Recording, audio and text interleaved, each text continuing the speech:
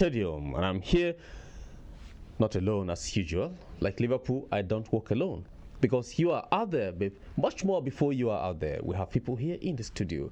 We have the one and only longest serving longest serving bet person. Okay, you go there on bet in the morning, state evening, you can hear him laughing. That is one and only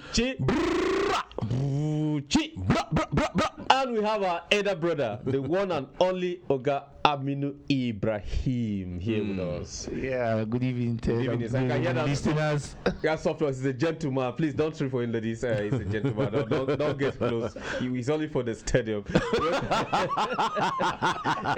Good evening and welcome to the program. Thank you, Ted. Of course, on the program today we have a lot to talk about. Manchester United have struggled to win with Sanchez on the pitch. Chike, I beg, no cut us off, no vex. We're just hailing your team.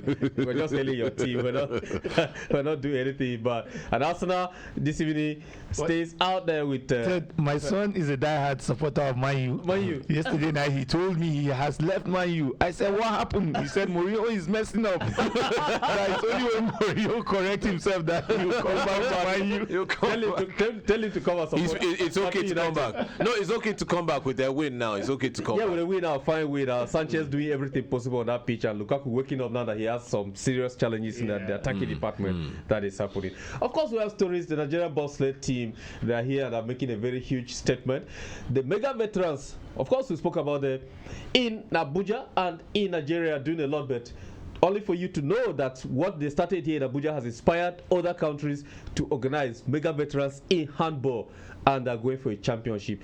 These people are supposed to be retired, but they are not tired. Retired but not tired. Above 40, play handball as if they are still in primary school. There will be a championship holding this month of February, and I wish all of you listening and watching this program live could get tickets to go there. We are going to talk about that. And tonight is our big brothers fight, or our younger brother, depends on how old you are.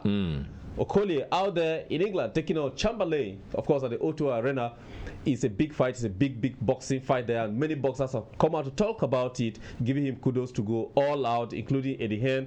He's saying a lot of things, and Eddie Hearn is trying to diversify from boxing into another game. We'll give you details of that on the program. Of course, Novak Djokovic, on a sad note, a very admirable tennis player, has undergone surgery to cure a problem with his elbow, joining Andy Murray on the recovery table. I don't know how that would work out for him before he comes back into full boxing. And of course, at last, yesterday there was supposed to be an agreement between Aqua United and an airline, a very popular airline in Nigeria, to be carrying them to matches within the country if they are not playing at home. If that was signed or not, we don't know. I'll try to talk to Fimba on air to see if he can give me details of that. But it's a good development for them to have had the idea at all, because we challenge teams here on this program to see if they can start flying our players around the country rather than putting them on the road. MFN just survived the ghastly accident on the other day. Quara 2 beginning of the season. Had an accident also.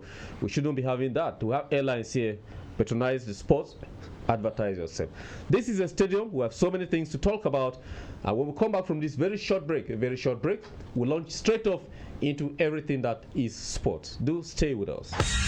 Human Rights Radio on 10.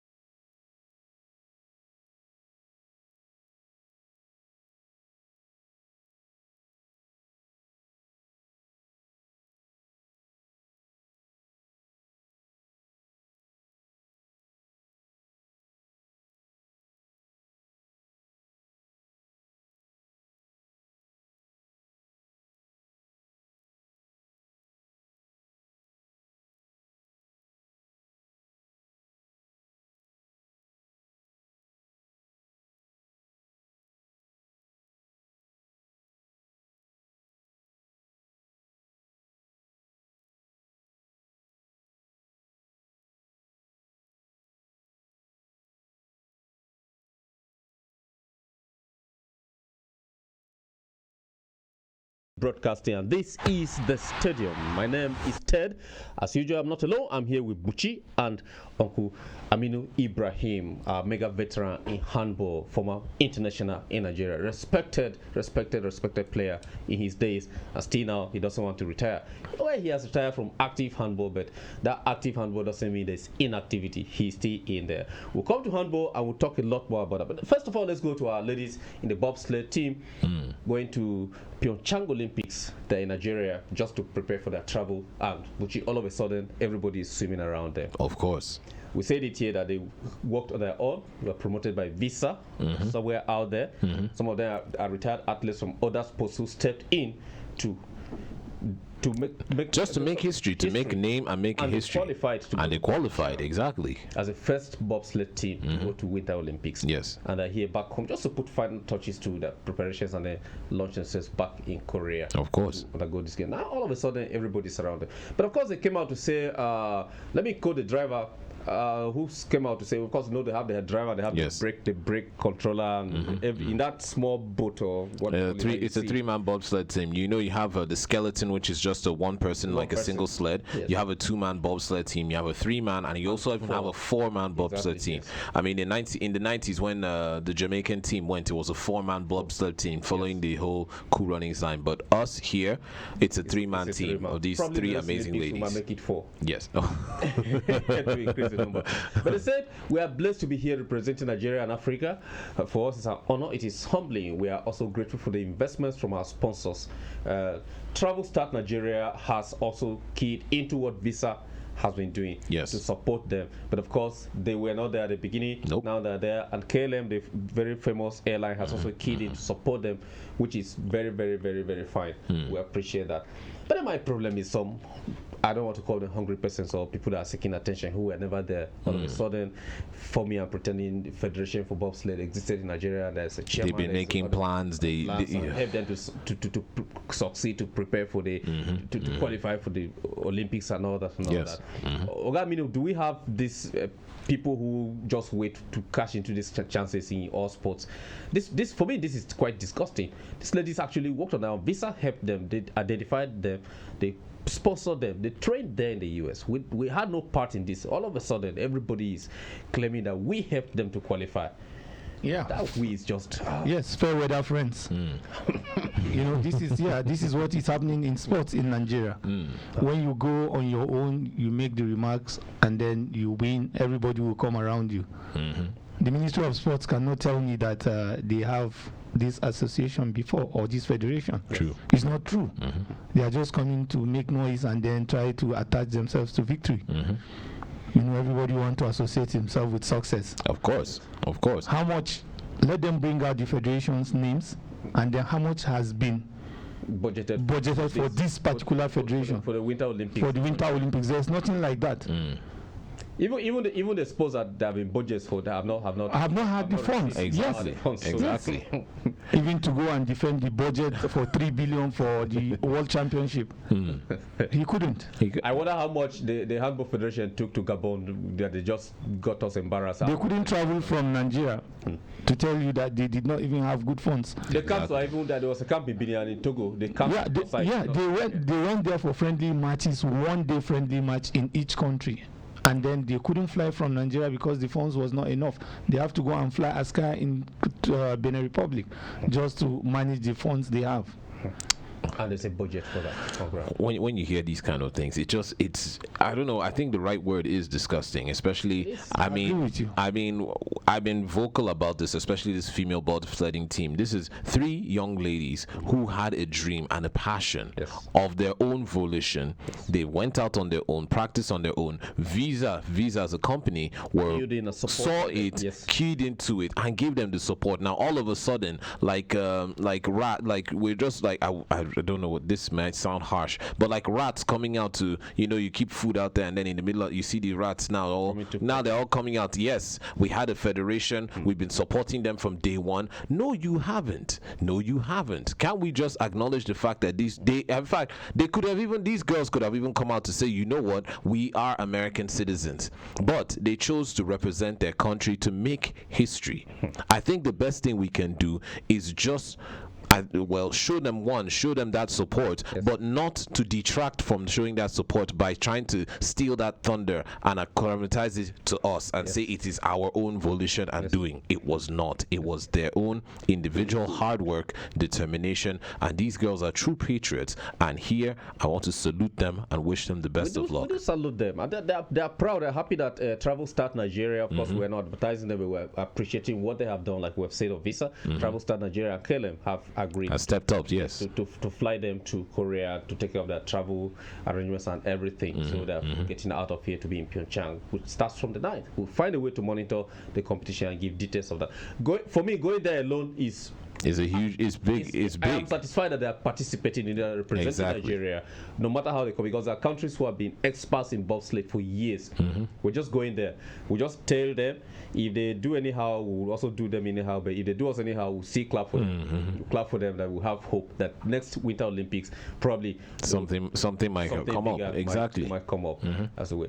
All right. Let's go to tennis, where our big friend Novak Djokovic has finally undergone surgery, Buchi, at the age of 30 December. He had a problem at Australia Open. Yes. He's Oga Aminu's good friend. He felt very bad when he left the competition. Yeah, I do. He has undergone surgery to correct the elbow problem. Yes. He's joining Andy Murray to recover from a hip problem that Andy Murray underwent surgery, which has been difficult for him to recover from. But we just hope that Novak can come back early. But this spate of injuries in tennis, Rafa is not fit. He's not fit. Is not fit. He's pretending to be strong, but he is not. The only person among the top rank that is very fit now, Roger, is fit. Rafa, Andy Murray, Novak, Stan Wawrinka, all these players are injured. Yes. Are we looking at the season without the major players again?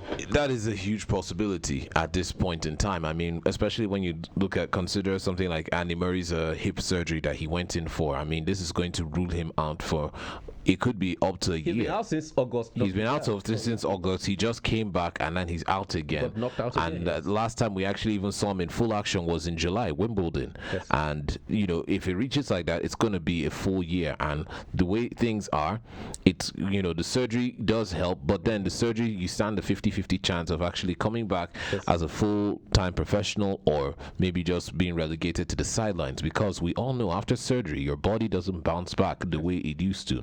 Now, Djokovic is having the elbow issue, and this is something that has been on, and I think he's been fighting off surgery, but now he has to for 2 years. 2 years been fighting off surgery, for 2 but years. now he has to succumb to it. He took out 6 months last season and came back hoping to bounce back fully, but he couldn't.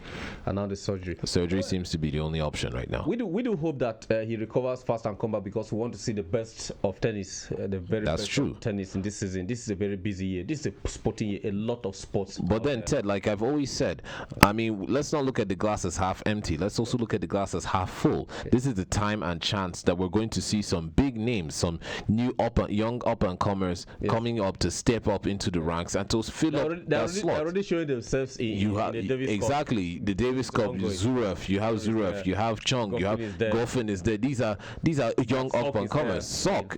These are people that we should be looking out towards. I mean, kudos to the old guard, kudos to Federer, and also this could be Federer's year towards, yes, he's done something historic by making 20 Grand Slams. Maybe he might have the chance to increase that tally a little more. 21, 22. Possible. It could be that. So it's unfortunate for these people, but every man's advantage is somebody's disadvantage. All right.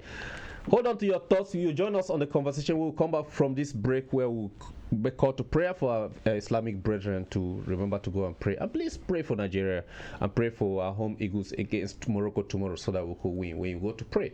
We're doing that right now, and we'll be right back. Do stay with us. Don't go anywhere. My name is Aminu Ibrahim, ex-international handball player.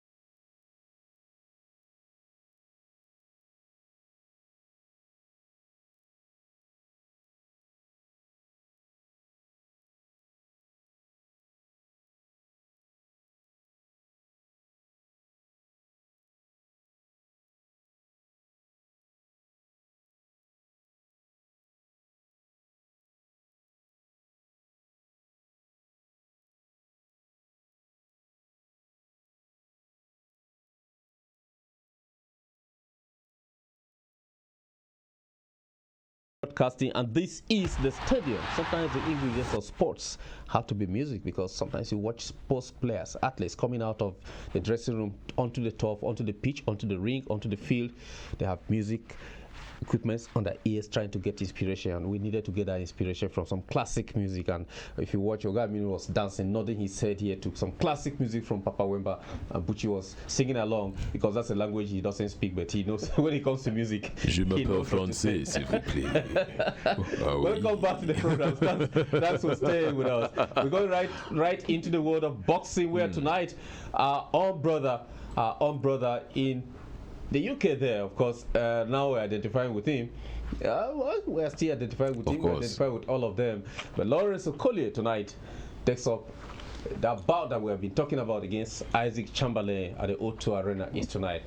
And the fight is going down as one big one that he has to find a way to get out of that weight category, trying to fight his way.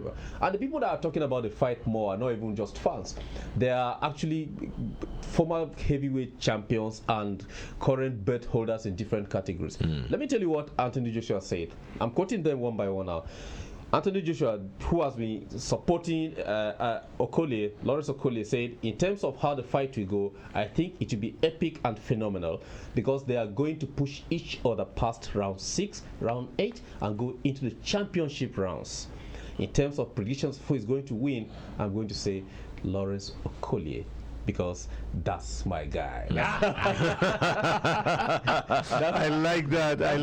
That's the word of motivation. Yes, that's Anthony Joshua talking. Yeah. But Deontay Wilder says it. Experience will take my little brother a long way, and if he takes what he has learned over the last few years and be up and he applies it, Isaac Chamberlain is going to come out victorious. That's Deontay Wilder. Of course, Deontay Wilder is going to go opposite AJ. Yes, of course. The fight is his big break, the opportunity to seize the naysayers, silence all the critics. He's been preparing for this for a long time, so he's ready, and I wish him the very best. David Hay, your friend Bucci, yes, he's not silent. He said this is not a domestic fight. This is a world-class one. Having seen Okolie sparing Joe Joyce, remember he knocked out Joe Joyce in the fight. He proved to me that he has a world-class heavyweight chin. He's not getting knocked out anytime soon. He does a lot on the body weight and gives a lot of uppercuts and weakens the opponent. I believe Okolie is a real deal and wins this. He can go all the way to a world title. Guess who is talking? Dillian White. Oh, of course. The guy who tried to punch you at the airport. Of course, don't mind him. He said, I think Chamberlain wins. Yes. He's more experienced and has shown bottle and grit in hard fights. He's had it before. He will have to just be smart and not get tagged early. Pressure of Team AJ, you never know. We won't know until he gets in there. He's been schooled. He's been schooled properly. He's had enough sparring. I picked Chamberlain on points. Maybe a late stoppage. That's another champion they are talking about it. A lot of other pundits. Yeah, pundits saying a lot. Of course, Carl Froch, a former heavyweight as well himself, yes, he just looks bigger and stronger than Chamberlain. And why I can't see him blasting him out in the opening rounds, I think Okolie by stoppage in the 5th will end Chamberlain's run. A lot of comments and support here for Okolie, a whole lot coming on.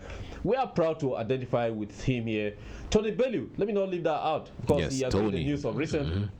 He said Okolie in the first 5, and if he goes past that, Chamberlain on points, Chamberlain is down. But when I put my neck on the line, it always goes wrong. So I say Okolie inside 9 rounds.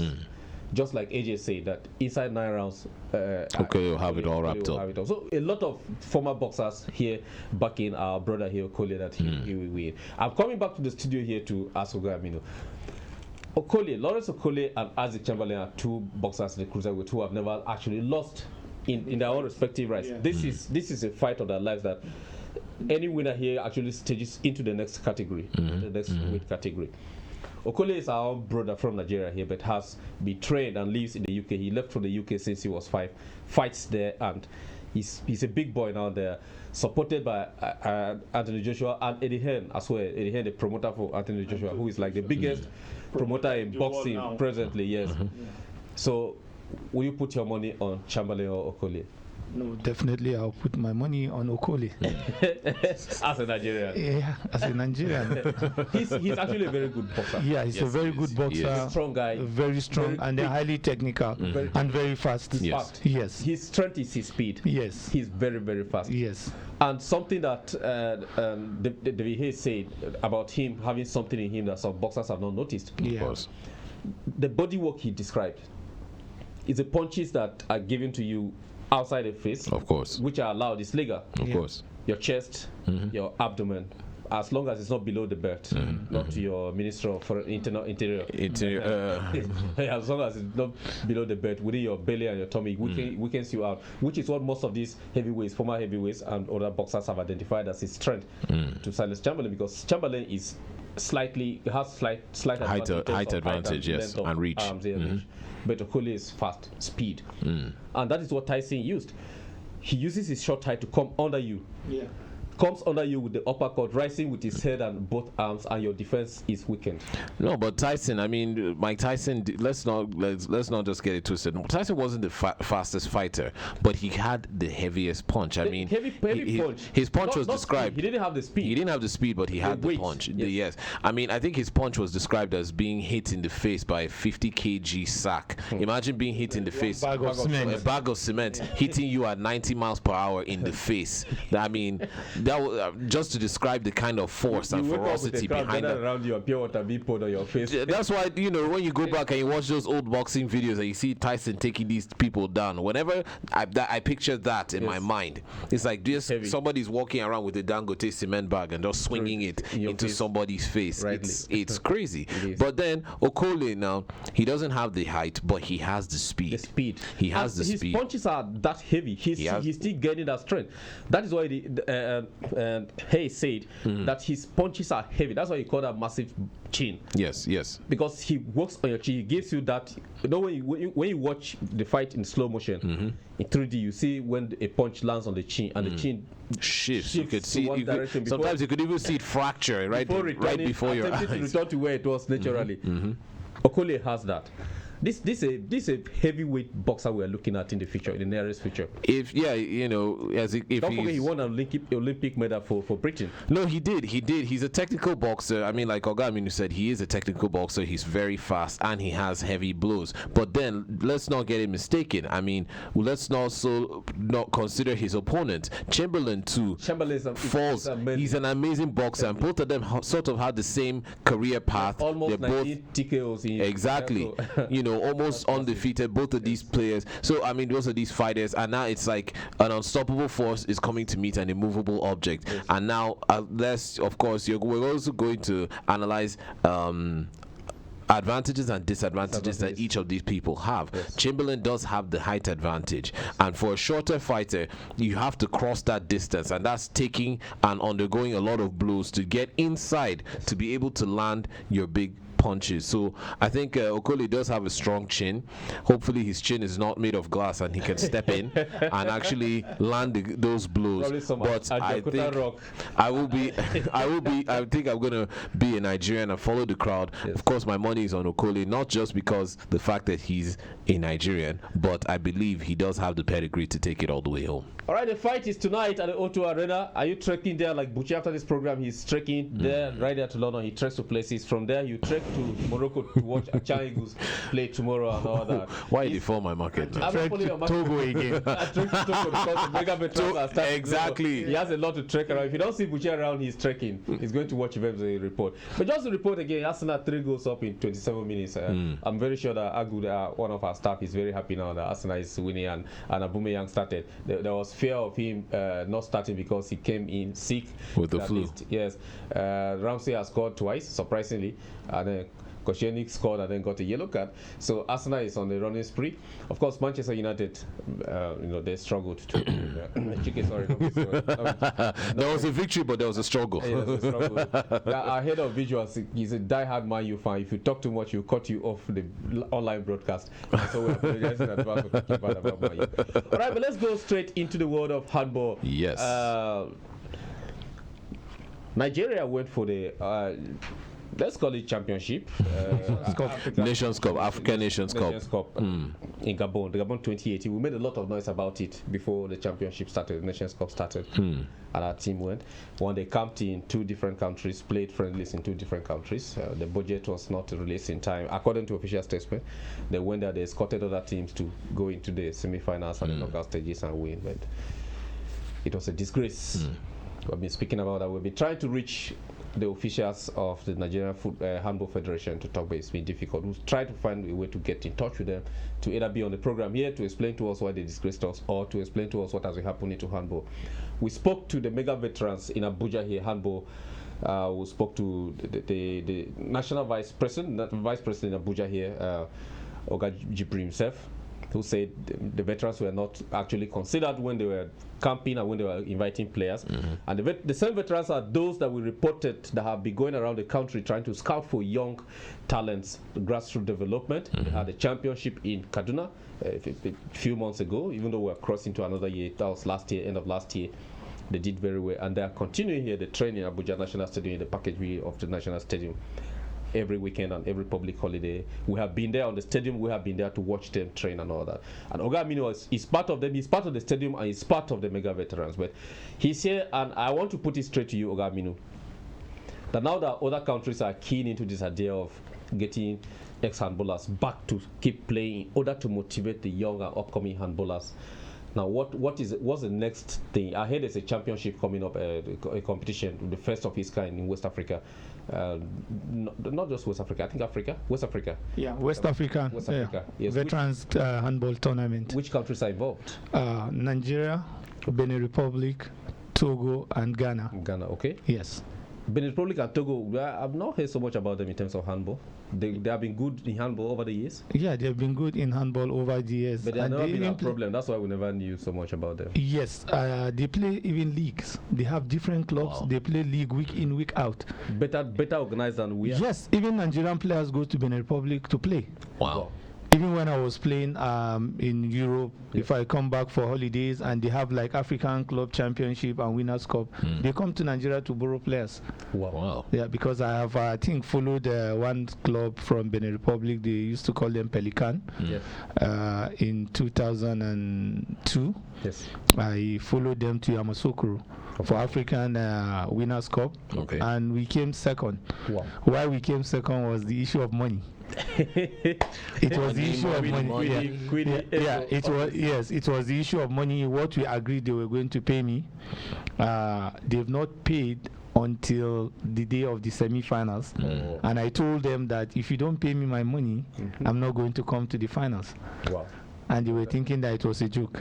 That affected the whole. Yes. On the finals day, our hotel is just like 1 hour 30 minutes to the stadium. By road? Yes, by road. That's far. That's very far because Yamoussoukro is very. It's a very big city. Yeah. So when we were going for the game, I didn't carry my jersey because the money was not given to me from the hotel.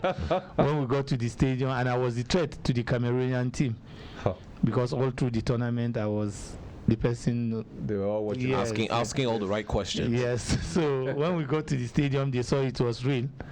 And they presented the money. I collected my money and said, "There's nothing I can do before I go to the hotel and pick my jersey and come back. The match is over." So, but they're doing very well. They play league. They have clubs. They have like 12 clubs in the first division. Wow. And they also have second division. And they are being sponsored by different corporate sponsors. Yes. Like there's this Matinal. It's a newspaper in Benin Republic. When you go to Benin Republic, you see one of their newspapers is called Matinal. So the owner of Matinal is the sponsor of Pelican. And then there's Flowers. Okay. Flowers is a car company in Benin Republic. They also have a handball club. You can mention a lot of them. So even in Togo, they have leagues. So they do well. It's just that because Nigeria is dominant in West Africa, that is why you don't hear more about them. Okay. But they are doing very well. Even the national team that went to Gabon played the Benin Republic national, and they played draw. Okay. Wow. So they are doing very well. That's strong. Yeah, they are strong. When is this championship starting? Has it been happening, or this is the first time? Mega Veterans West Africa. This is the first. This is the inaugural edition, or it's been going on before? Yeah, it has been going on, but not like this. Okay. Yes, this is the first edition of the veterans tournament that will involve all the West African countries. Okay. The other one used to be just Togo, Nigeria, and maybe Ghana. Yes. But now it has been a very, very big tournament that Togo is coming, Benin Republic is coming with 8 teams. Wow. They are coming with 18, 8 4 teams. 4 female team and 4 male team, and all ex-international handball players. And in Togo, I think they have like 6 teams, 3 female and 3 male. Okay. Wow. So Nigeria is going with 2 teams, male and female, and then Ghana is coming with 2 teams. Okay. Yes. When is this starting? Is it Alant is supposed to be this month? It's starting sometime this. Yeah, it's starting February. next week. I think on the 9th. It's starting on the 9th to 12th. It's a 2-day tournament. Okay, 2 days. Yeah, it starts on Friday and then finish on Saturday, Okay. and then departure is on Sunday. So who is sponsoring this, Ogamino, from Nigeria here? Who is sponsoring this? Are you people still sponsoring yours? Yes, yes. I will say kudos to the mega veterans, because everything about the tournament is being sponsored by individual. Everybody was taxed to pay his flight ticket. If you can fly, if you cannot fly, you pay your transport fare from Abuja to Lagos, 1 night accommodation, then the following day from Lagos to Togo. And even in Togo, we accommodate ourselves. The only thing that the organizers are going to give us is feeding. So, but every other expenses is on the players themselves, on the veterans. Yes, and I would say kudos to Mr. Jibril for doing very well. Yes. Mr. Dr. Cletus, who is the Secretary General, he has been doing everything humanly possible to see that the mega veterans represent Nigeria in that tournament. A lot of people like Salas, the captain of the mega veterans, he also sponsored like 3 people. Wow. So Dr. Cletus does the same thing. Jibrin also do the same thing, and other people that I have not mentioned their name, they all sponsor the other people that don't have money to go for the tournament, just for Nigeria to be represented in that tournament. But will it be a good idea to have some of the players that went to Gabon and came back with no result to, I'm just thinking wide, to attend this mega competition, to just watch and to learn from these legends? How were you able to do it in your days, and how are you able to sustain till now? No, sorry. Ted, thank you very much. This thing that you just said just remind me of what the Secretary General of the West African handball veterans just sent on their website. He said this tournament is strictly for international players, that's for veteran players, and he will encourage the younger players to come and watch the tournament, that even from their own side in Togo, their national team players will be there fully to watch the tournament, because they have a lot to learn from the international players. Of course. Thank you. That's massive there. I mean, that is. Took the words off your mouth. There are no words. I mean, there's no school like the old school. I think, and if we remember a few months ago when veterans played against our national team, the veterans actually schooled the national team. I'm not going to say beat. I'm going to say schooled, because they took them to school, and they took them. Ogamino's trademark. They took them. Period. They took them. Don't forget that. Took them. Period. Old dogs, new tricks. So I think it's very important, especially for our team, especially coming off the heels of such a woeful performance, at Gabon. I think it's time for the veterans to say, you know what, step aside, young man, let's show you how it's done. I think it will be very massive if the young players are listening to us now. Of course, we know right now that the bobsled team is going to Russia, Pyeongchang, to play. Every travel agency and airlines are identifying with them. What can they fly the veterans to this competition? I don't know. Of course, in the world of football, there's a difference. An airline has identified with Aqua United, very massive team in the league now so far. Of course, we hope that D1 will call us in to give us update on the Nigerian Professional Football League so far. But the NPFL top side now, Aqua United, we're supposed to have a deal with Dana Air. Yes. to be flying them for domestic games, any game they're not playing at home. We're not sure if that was formalized. It's supposed to be yesterday, but of course, we've not gotten that confirmation yet. The call I'm trying to put through has not gone through. So, but that's a good development if that happens. Yes. Most of these teams, Ogamino, are owned by state governments. Can the state governments not afford to put it in a budget that, okay, there are about 38 league games in a season, arrange with an airline, they fly our team. It could be the state handball team, could be the state basketball team, could be the state football team. Fly our teams for these competitions, a partnership with the state government. You know, imagine MFM traveling from Lagos to go and play El Academy in Maiduguri by road. 2 days journey. And they arrive a night before the game. And they play that the same day. They even arrive on the day of the match. Yes, they just go. Literally stepping out of the bus and putting on their jerseys to the field. To play fatigue and other things. Those are the things making our league look like. I wish we would be able to get Ogashi Udiko on the program one of these days to discuss, to put him on the spot here one of these days and ask the listeners to call him and ask if it is possible, because I'm very sure the LMC, if they're able to market the league the way they are trying to do now aggressively, they could get lines in Nigeria here. Yes, that's true. Yes, this thing that you just said, Ted, reminds me when I was playing in Saudi. Yes, sir. The Saudi government made it mandatory for Saudi airline to partner with all the clubs in Saudi. Wow. You know, you can't just run only football or only handball or only you run a sport club. Yes. Because the tax that you're supposed to pay. That is why the ministry Yes. The tax is from the yes, because the tax that you're supposed to pay to the government will not be 100% to the government. That's true. If you're supposed to pay 100%, they will tell you, okay, pay 40% to the government, use the 60% to run a sport club. Yes. So Saudi airline was flying my team for every game. The only city that I went by road was a town called Taif. Yes. Taif don't have airport. Okay. And they don't have airstrip. Yes. And that was why we went with a bus. Okay. But believe me, Ted, that bus was like an airplane. there is nothing that is not inside that bus. You didn't feel gallops. Where will you feel gallop? No police checkpoint. And every point we get to, we stop in a hotel and eat. The food we have in that bus, we can't even finish it. But we still stop to refuel, and then we eat, then we continue. You make the players very comfortable. But let's back to Saudi. No, Saudi, man. I mean, Oga Aminu can be my coach. I want to be the next handball legend here, man. So what you're saying is true. Yes. If a state governor can be chartering flight even for 45 million from one state to another. Even states that don't have airport. Even states that don't have airport. They have helipads that. Yes.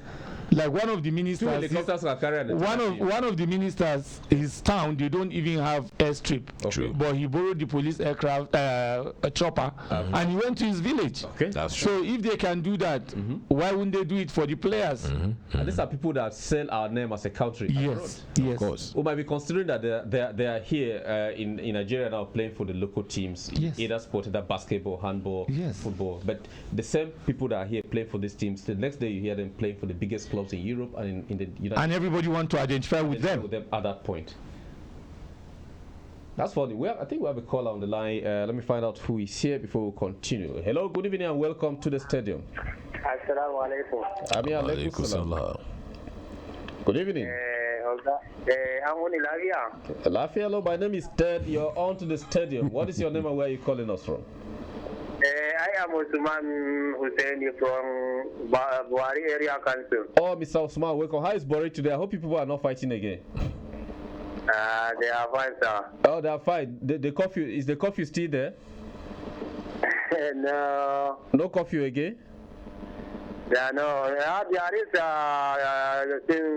6 to 6, Okay. Oh. Yeah. Okay. Thank you. Okay, make your contribution. We're talking about sports. Are you supporting any club? Is it Kano Pillars or El Kanemi of Maiduguri? I have a little problem, but I want you to keep the time I try to come to your office, please. Okay, you call back this number on Monday morning between 7:30 and 9 o'clock. Somebody will talk to you. Oh, okay, thank you. Yes, thank you, Usman. Thank you for calling us all the way from Bury. And stay out of trouble, please. Okay, thank you. Thank you, sir. This is a Stadium on Human Rights Radio 101.1 FM redefining broadcasting. We're talking about sports in Nigeria. We're looking at the best travel arrangement for our teams in Nigeria and how safe our players can be kept to avoid accidents. Already we have recorded 2 involving Kwara United and MFM of Lagos. We don't want to record another one because our players are valuable to us. The World Cup is around the corner. We have no idea who General will include in the final selection of the team. It could be a player from Plateau United, the reigning champions, from Kano Pillars, from Kwara United, from Aqua United, from MFM, or from Rivers, or from Lobby. Any player could make up that team. So far, the Chan Eagles are doing us very proud. They're in Morocco and they're playing tomorrow. So we hope the players who are at home covering up for those who were selected, the best legs were selected from those clubs to go to Morocco to play on the continental level. Those at home are still running on with the league, and we hope that D1 will be able to call in later on in the show, in the program, to give us details of what is happening there. But we'll take a very short break, and when we come back, we'll launch straight into what is happening in football in Europe. Of course, Arsenal having the day of their life, 3 goals against Everton. Sam Allardyce, then maybe his chewing gum has finished already. He chews a lot of it when he's under pressure. We don't know what is happening. And Roman Abramovich of Chelsea, I know Chike would like to hear this because he's happy. He's pondering a lot of coaches. He's thinking of Sarri, that's a coach in Italy, and he's thinking of Diego Simeone of Atletico de Madrid. Conte denies that there's no contact for him to go to take up the Italian national job. So there's crisis at Chelsea, and the players are not happy. The chief of transfers at Chelsea is having issues with Conte. Conte insists that before every game, Chelsea players have to stay together in a hotel where he will supervise their movement and everything. The players are not happy about it. Why? I don't know. And yesterday on the program, I told you, Asamoah explained to us why Giroud went to Chelsea, not because Chelsea wanted him. And Thierry Henry has come out to say the same thing, but because France wanted Giroud to have a place that he will play constantly to prepare for the World Cup. Has that worked for us in Nigeria? It is already working because Ahmed Musa has gone to Russia, CSKA Moscow. He has scored on the first day he played for the team, but it was a friendly. We hope he will be featured constantly. And some of our players have gotten themselves loans. Some in Las Palmas, Deye has gone over there, and Isaac Sosa has gone over there in Spain to see that they can have more playing time. We'll talk more about that in the world of football and give you details. Of course, you'll be a part of this conversation where we'll return from this break. We'll give you the phone numbers and we'll tell you what to do exactly on the program. Don't go anywhere. This is a Stadium and this is Human Rights Radio. Stay with us.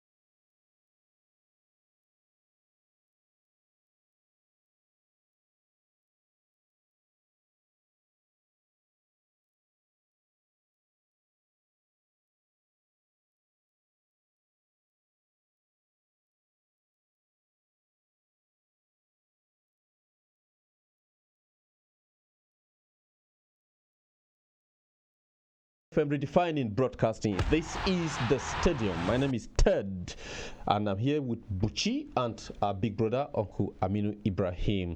Before we went on the break, we spoke about a lot of other sports, but right now we're diving straight into the world of football, the massive world of football. Of course, before we go into anything, we're clapping for Arsenal. Your new signing has recovered from illness and has scored. I know one of our staff here, Lion, will be very, very happy now. He has been checking his phone up and down to see that Aubameyang is on the score sheet. It's halftime, and Sam Allardyce has no answer to Arsenal's tactics because it is 4-0 as we speak. So did you expect this result? Honestly, I did. I won't lie. Honestly, I did. I mean, Aubameyang is a goal machine. Even if he wasn't going to come on the pitch today, I mean, Arsenal seemed to be his presence alone in Arsenal. They just seem to be a team on a mission right now. Let's wait until they go to Europa to play there. That's true. I mean, that's true. I don't know what will happen. All right, Nigeria plays Morocco tomorrow in the finals of Championship of African Nations. Morocco is hosting. They defeated a lot of teams. The final win was against Libya, their neighbors, to get to the finals. And Nigeria defeated Sudan, Angola, and Sudan on the way. Two big countries to get to the finals. So we have Nigeria, we have Morocco playing tomorrow. Morocco is hosting. But I'm looking at something that's outside football, outside the pitch, not outside football, outside the pitch. Most countries, especially in North Africa, Egypt, Libya, Sudan, Algeria, Tunisia, Morocco, Mauritania are also adding to that part of it. When they host competitions, they host with all their hearts to win, and they can do anything at all to make sure they destabilize any person that gets to the final or even has a game within the group stages to win. What do you foresee that will be obstacles for the Super Eagles? I'm even worried about presently their security in the hotel, the transportation from the hotel to the pitch, the access to training facilities before the finals tomorrow. Yeah, actually, the Arab teams are always like not the Arab teams, the Arab countries. Yes. If they are playing against any team, they try to frustrate the teams right from the hotels. They could decide to seize the water in the hotel. Yes, it's part of frustration. They will take most of your time to take your bath and whatever, and then even the bus that will take you to the pitch of play, they could delay it just to frustrate you. And then when you get to the stadium, you will think that you don't have anybody in the stadium. They will come out in mass. The government will pay for people to come and watch the game. So they deploy buses from different part of the countries just to come to the stadium and give their home team support.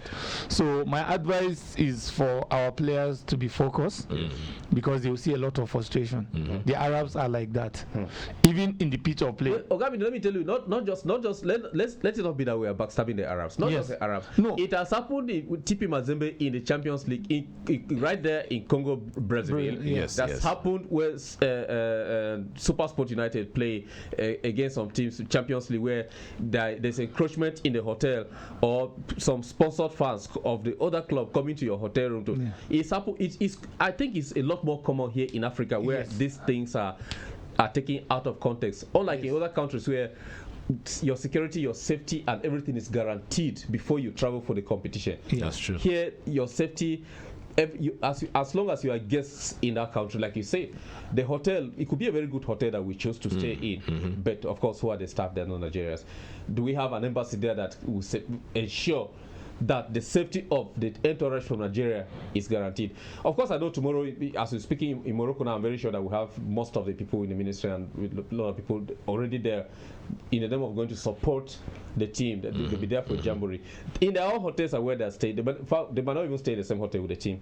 They'll stay in other places. Everything will be guaranteed. But the team, like you said, might arrive. Maybe the door that opens the bus to get into the parking part of the stadium might have a problem. It may be manual door that the key maybe has just gone missing all of a sudden. All those things. Yes, it happens around Africa every day. I agree. We have done it here in Nigeria too when we decided to we played one match in Port Harcourt against, I've forgotten the game, against a visiting team in the Champions League. It was with Eimba. It rained and rained and rained until Eimba themselves could not withstand the tough. But somebody's on the line. Let me check who is here before we continue with our conversation. Hello, good evening and welcome to the stadium. Hello, good evening. Hello. Good evening. Good evening, sir. This is the Stadium on Human Rights Radio. What is your name and where are you calling us from? My name is Jennifer. I'm calling from Utesu. Oh, Jennifer, welcome to the program. We're glad to have you. Huh? Welcome to the program. This is the stadium. We are talking sports. What is your contribution? Oh, Jennifer obviously called just to hear Buchi's voice, but unfortunately I switched off his microphone. That was yes, Ogami, it's a practice here in Nigeria. Yes, and sometimes it even involves the officials. Now, the officials officiating in the finals tomorrow will first of all arrive from Morocco, will be received by the FA chairman there. Of course. Will be housed in a very good place. CAF already has arrangement for them, but the FA chairman at hospitality, in the name of hospitality, will receive them, keep them in a very good place, just as if Plateau United is playing lobby. If Plateau United arrive Benue State, the FA chairman of the Benue State Football Club will be the one to receive the referees. them. Yes, keep them in a very good hotel, meet them one-on-one, discuss and Give them some good girls. I'm not part of that. Let's just call it incentives. some incentives towards officiating better. Let's put it that way. And tell them that they know this game is a home game. We are supposed to win. So you are expecting a penalty if it's going to draw towards the end and all that. But back to Chan anyway. That was just a side talk. Yeah. Back to Chan. Those things happen in Africa here a lot, not just the Arab. Yes, I agree with you. Yes, I stand corrected. Yes. It's not only in the Arab thing, but theirs is worst. Yes, because I was an ex-international, so I know what it is. Even at the stadium, you see them come with the same whistle the referee is going to officiate with. Okay, so the call at the point in time you will be going for an attack, they will just blow, and you think it's offside, you stop. You stop, exactly. And the whistle is actually blown from the crowd. Yes. So our players should be very, very focused. They will see a lot of frustration, even from the crowd. Yes. You see somebody will just take water and pour on you when you're going into the pitch. You know, they will do so many things to intimidate them. That's what they because they want to do host and win.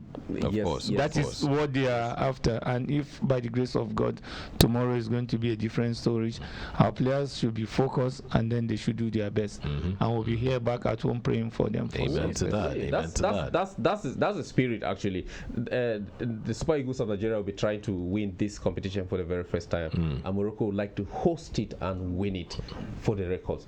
So it's quite challenging, and we hope that Coach Yusuf and his squad and his team are able to put things together. But Buchi, if you have to send a message out there to them, of course, before Buchi talks, you can be a part of this. What is your message to the Super Eagles, the Chan Eagles? Call us on our studio hotline 08189991011. That's 08189991011 and be a part of the conversation. Our Chan Eagles are playing tomorrow. What is your wish? What is your prayer for them? And what is the message to them? Because I can guarantee you, at least I'm sure of 6 players in that team who are regular viewers of this program. Because we broadcast live on Facebook and on YouTube and other social media apps, they're actually watching us as we speak, and they're listening to what we are saying. So any message you send to them on this program gets straight to them because they are members of the family. They're part of this stadium here. Buchi, you were saying something before that. Yes, I think just to booster more on Oga Aminu's point. Yes. I mean, we find this especially in North African countries. I mean, like you said, it happens all over the world. Happens not just in Africa, but in every country you are in. There is some level of frustration or some level of interference from the hometown. Somebody wants to interfere with your thoughts here on the right, like you say. Hello, good evening and welcome to the stadium. Yeah, good evening. Good evening. My name is Ted. What is your name and where are you calling us from? I'm calling from Life Camp. Welcome to the program. We're glad to have you. Make your contribution. Yeah, what exactly is the time for the game tomorrow?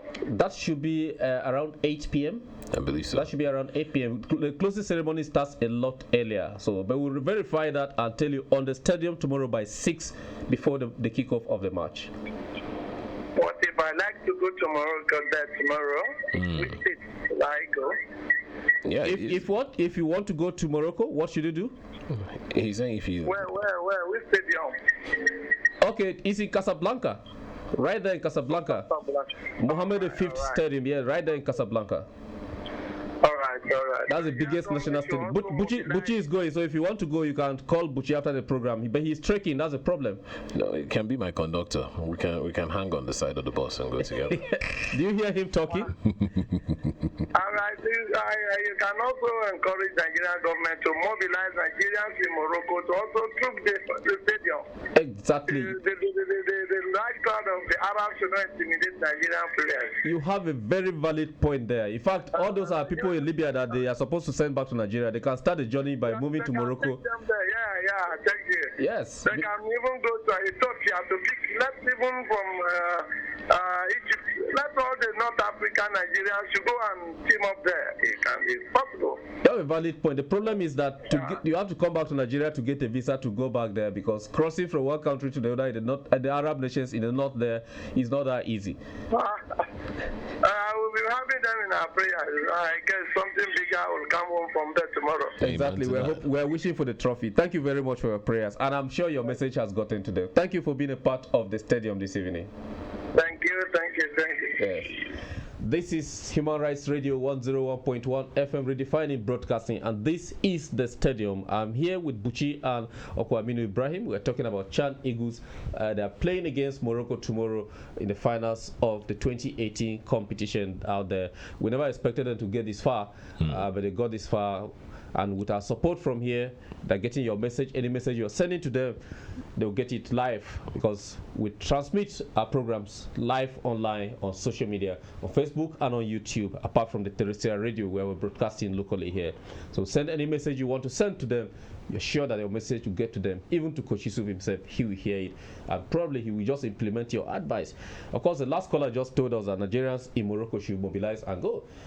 Can our Minister of Foreign Affairs or the Embassy of Nigeria in Morocco do that for Nigerians in Morocco to go and watch? Maybe for free? We don't know. Somebody else is on the line. Hello, good evening. Yes, we lost that call. Please do call us back and be a part of the program. 081-8999-1011. But before we go to Europe, eventually, your final thoughts on Chan Eagles tomorrow? Final thoughts to Chan Eagles, just to boost what Ogaminu said. Yes. I think our boys need to this is the time they really need to step up and sharpen their game, and also be mentally tough, because these are the times, this is the hours just before the match. This is where, and also the peak of that frustration will be on the match. Like Ogaminu said, the stadium is going to be filled. Hello, good evening. Hello.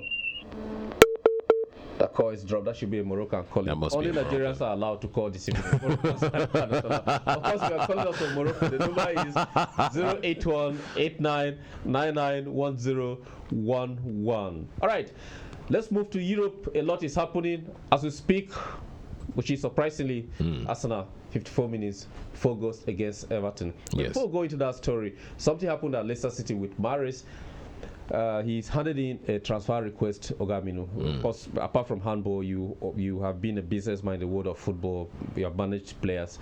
When a player hands in a transfer request at a club and the club blocks it, and the player decides to abscond from training and everything, what is the next action to be taken? Mahrez has not shown up at Leicester City since Wednesday, after he handed in a transfer request to move to Manchester City, and it didn't go through on the last day of transfer.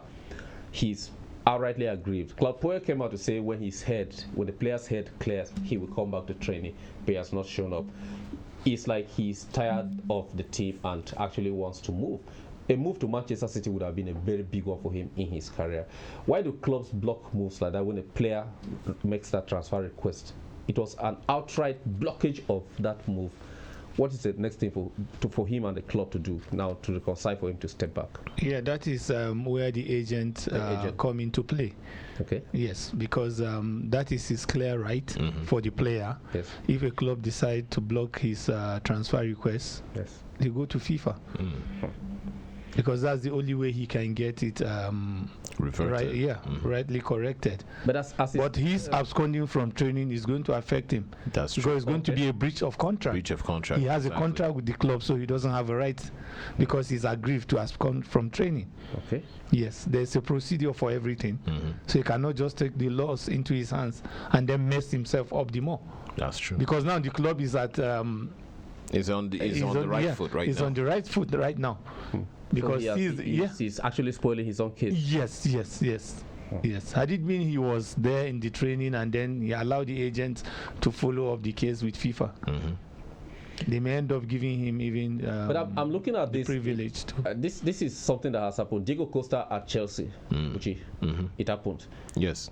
He got a text message from the coach: "I no longer have you on my agenda. You don't have to come to training." It was an SMS at night. But that one is but that is clear. Like Ogaminu said, that is clear. I'm looking at it the other way around. here is a player requesting to leave. The other way around is a coach, not the team, the coach, not the director of recruitment, the coach telling you he won't field you because he's frustrated. With that text message, he can go to anywhere and win the case. Exactly. He can't go to anywhere that he wants to go because that is a documented evidence for the player. But this one is the player that decided on his own. Yes. There's no documented paper for him to abscond from training. True.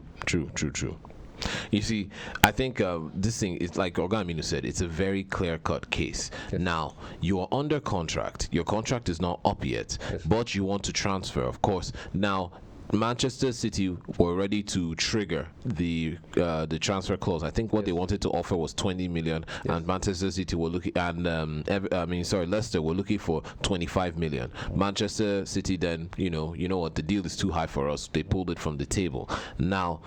And he was bought for just 460,000 pounds. He was from France. He was, but now, of course, but then the team is not ready to let him go. The team obviously were not ready to let him go, and he requested it, and they didn't turn down his request for transfer. They said, okay, fine. And let's also note his request for transfer came one day to the end of the transfer window. Let's speak this call. Hello, good evening. Yeah, good evening. Welcome to the stadium. What's your name and where you calling from? This program, Thank you very much. What's your name, sir? My name is Vote. What's your name, sir? Hope. My name is Vote. Vote. Okay. All right. Where are you calling us from?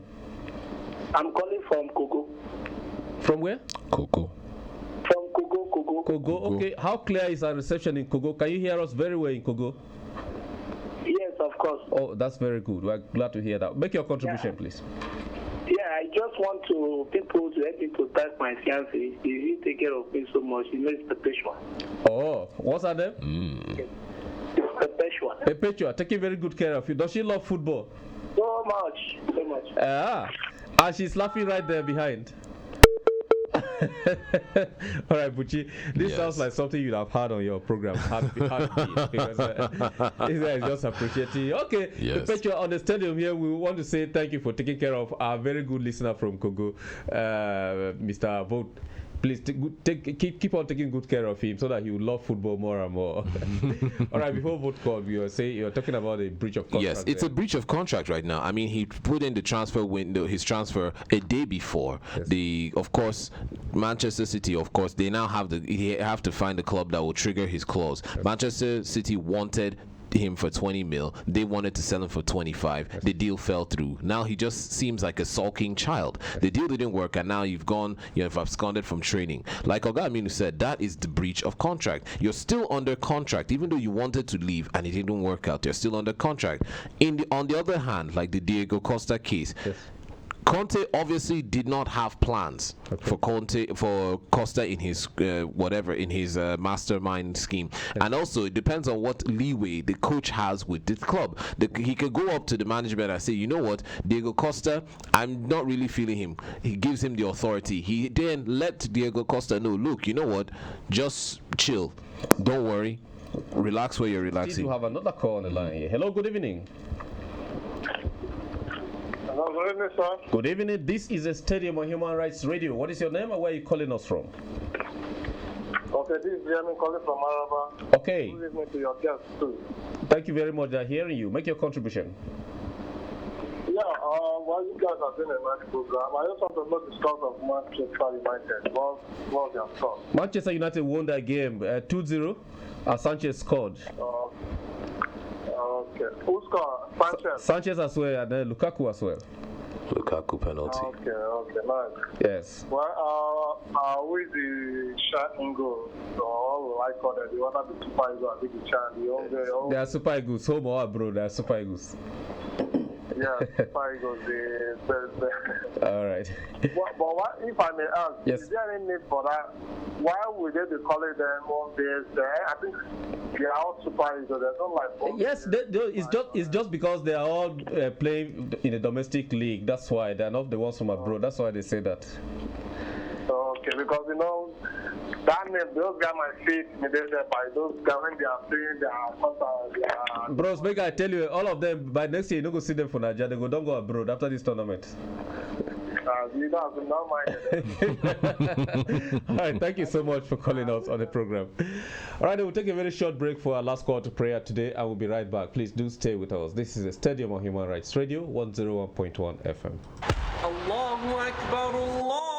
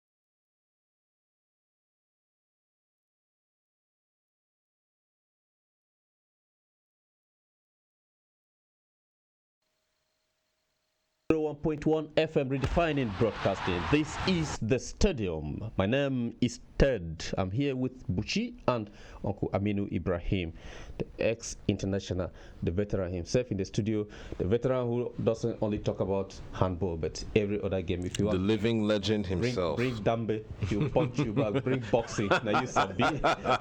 You bring football. He doesn't want to feel the pain of defeat, so he doesn't identify with any club officially. But beneath what he says, I can tell you his club only that you pay me because I'll whisper it into your ear. Which David Louis has come out to say he's going to stay at Chelsea longer than Antonio Conte. Yes. We're talking about players who are aggrieved in clubs. Here is another player who is having problem with the coach. Yes. And he has come out to say he thinks he will last at Chelsea longer than the coach. There are rumors of Antonio Conte leaving Chelsea to take up the Italian job, the national team. They failed to qualify for the World Cup, so they are looking to rebuild the national team in preparation for Qatar 2022. And there are rumors of Diego Simeone coming from Atletico Madrid because Roman Abramovich, like Fiorentino Perez, if he wants somebody, he gets them no matter what, no matter when. Whatever release clause is tied on you, he gets you. It's not the best way to do business, but it is not, everything is not Uhuru at Chelsea as it looks. The departure of Mike Menalo, our brother there who was the director of football, is still questionable. We don't know what really happened. He had to leave the club. He's now in Monaco. And the players are unhappy. Chelsea is going on a losing streak and draws and all that, and things don't look safe. But can they come to Nigeria to pick one of our coaches here? Sunday only says out there with Fortuna in the Eredivisie doing very well. I mean, just not just Buchi. You guys should get something. We have coaches here now. I mean, doing well. I think the truth is that, like you said, there's trouble in paradise, but most of this trouble stems from the top. Yes. From the top, we're looking at there's friction within management, and when there's friction in management, it sort of rubs out into the general performance of the team. Yes. I mean, we can't say. I mean, kudos to the players themselves. They're playing. They're doing their best. But when the ground is hot, I mean, it's very hard to put your feet on it. You're practically jumping from one foot to the other. Yes. So right now there's friction there. Abramovich is, like you said, Florentino Perez. Anything he says, his word is law. Yeah. And most times, management and the coach's visions tend to go in two very different directions. Exactly. Conte has a vision and he wants to achieve for the club. The management has their own vision and mission. Yes. Conte will signal players that he wants to buy, because I remember just before the transfer window closed, Lampard, who's now a football pundit, actually came out to say that he could feel Conte's frustration in the sense that all these other teams are making big buys for players within the transfer window, and Chelsea had no presence there. Yes. Conte had submitted a list of players that he wanted, and none of these players never came to pass. So it's kind of frustrating, and then you're expected then to perform and deliver, but you're not given the tools that you want. Yes. Now, I'm not saying that that's an excuse, but every coach has his own prerogative when it comes towards building this team. Now, if there's too much external influences, I mean, like they say, too many chefs spoil the pot of soup. So, I mean, you have to give credit to the team right now and what they are trying to do, although they are going through a bad batch, but I think it's because of these internal struggles and internals up and down that is kind of just dragging the game right now for them. Okay, that's the problem at Chelsea. Of course, the games come up. As it stands now, we're about to get out of the studio. Arsenal is 4 goals up. Everton have been able to score 1. Earlier, Manchester City drew. It's 1-1 against Burnley. AFC Bournemouth defeated Stoke 2-1. Leicester City drew with Swansea, maybe the absence of Mahrez. And Manchester United, having Alexis have his very good first goal there with Lukaku scoring as well. Southampton won away at West Brom. So it was a 5-goal thriller, so it was 2-3 at home there. Other games are going on in other leagues where our time is up. Tomorrow again the stadium returns, and we'll give you details of the matches that came up here. Of course, we'll be live to someone in Morocco to tell us if there are obstacles or difficulties, like Oga Aminu said, for the team, or they had a very good kind of reception preparing for the finals so that the better team will win. And we hope we don't see some kind of nyama on top of the pitch. Let it be as free as possible. We're all friends, we're all brothers, irrespective of nationalities. Sports unite us, especially football. On that note, want to say thank you to everybody who called us during the program, and thanks to Chike and Blessed, who are both on the Striker Stars and on the server to make the program go to you live online. And thanks to Oga Minu for sparing out your Saturday evening to be here with us. Thank you, Ted. And keep listening to the dial. Exactly. 101.1. As Human always. Rights Radio, as always. That's who we are. And on that note, I have nothing to say, Buchi. What else can we say? We redefine broadcasting. We redefine broadcasting. Good night to you, sports fans. Be good, watch the rest of the games, and have a very wonderful evening. Thank you. Aminu Ibrahim, ex-international handball player.